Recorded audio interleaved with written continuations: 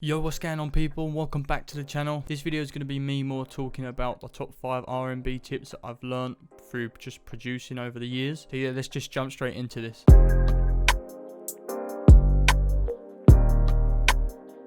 So tip number 1 would be feeling. So what I mean by that is how the sample, the beat just makes you feel, just like picking a vibe at the start. Lots of R&B these days is very like sad and dark.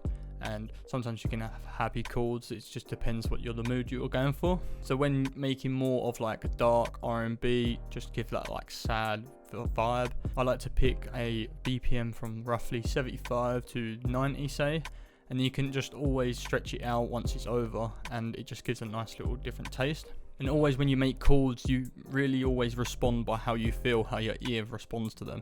If you like it, then that's obviously the vibe you need to just go with. And you don't even have to use complex chords. You can just still stick to minors and major chords, and you just can make amazing R&B tracks out of that. For me, when trying to make a certain mood of a sample or a beat, I like to just tend to listen to like 80s and 90s old R&B, because that stuff was like the core, and that's so soulful compared to how it is now.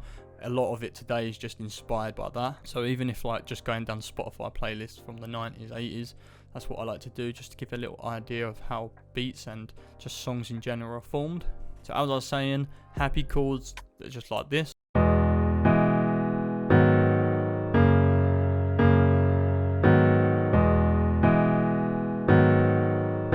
You can hear they're not very spaced out, and they're quite noisy and busy, and you can't really get a proper feel out of that as much as where you have the darker tone.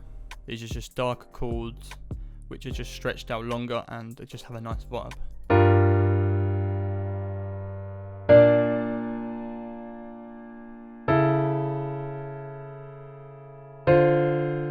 There's one key out of scale, but that's how you just get that nice different gloomy mood, and just fits nice into R&B.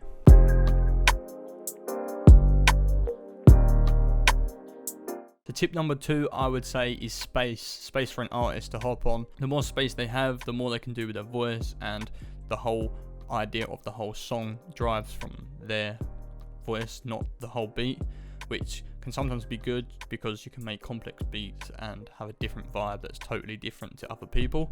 But sometimes it's just best for letting artists shine, especially if they can hit them ranges in all different higher and lower scales. I just pulled up this beat that I made. See here.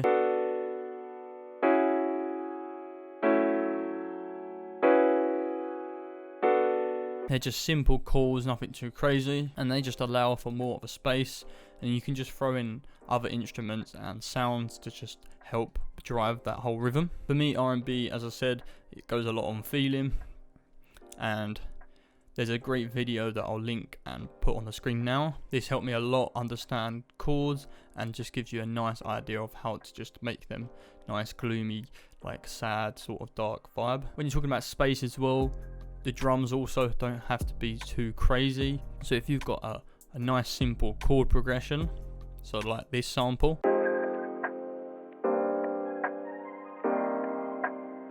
and as you can see here, the drums are very spaced out, so they sound like this.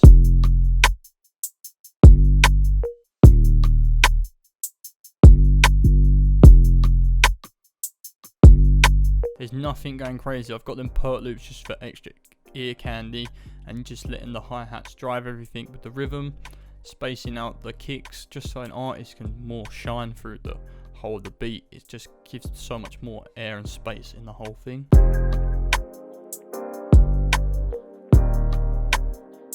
Tip number 3 would be, make sure to pick the perfect and right bass. And what I mean by that is, a lot of people have high frequency bass. Sometimes it just cuts through the sample and just doesn't sound right. I have a tip where, so I export the sample that I want to use, and with the sample I'll pitch it up or down, and I'll just bring down the bass with it. I'll find the right bass and just pitch it up, pitch it down, just to see if it's the right scale for the bass. Sometimes you just need to lower the tone of the bass, and that sound just might sound better with just being lower. And as I touched on here, as you can see the bass here, I just took out a lot of the high frequencies, because I felt like just the higher frequencies sometimes just clash, especially a lot of sounds that I was using had like high frequencies, and I'm using the hi-hats to be a very major part of the bounce, so we'll just get rid of them. It doesn't need to be like that. I just want the core of the bass, because I'm cutting out other bits of, say, the chords of the piano and stuff. I'm cutting the bass of that, so I want to feed the bass, let that shine through, and that's pretty much how I like to have the R&B basses. And another thing for the bass is just the leveling. I see a lot of people just have the basses, so if they have an 808 and a bass, different levels, this one sounds a lot louder than the other. It just doesn't sound right. Make sure it's just subtle. It doesn't need to be crazy, because the bass is going to be, that's going to drive it, where the sub and bass is. So it doesn't have to be too overpowering.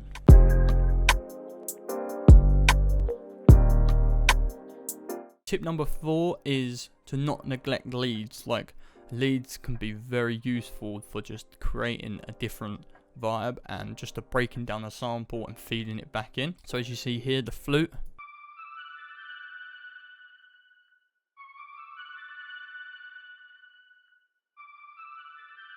sometimes I like to just play them naturally on the keys here, just pretty much to just give it that like natural feeling.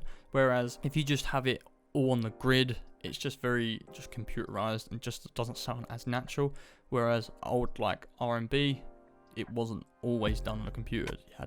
It could be a little bit off the grid. Then with a lead, you want it in the background. You don't want it to be overpowering, because if you're having a lead overpowering, again, it's harder for them to just use their voice on, especially in R&B. So a nice reverb like this, just to give it that nice width and just not be too overpowering. Just it dumbs it down a little bit. Don't always have to use reverb, but it can give that nice aesthetic, especially with like a sample like this. This was like a PND sort of OVO sample.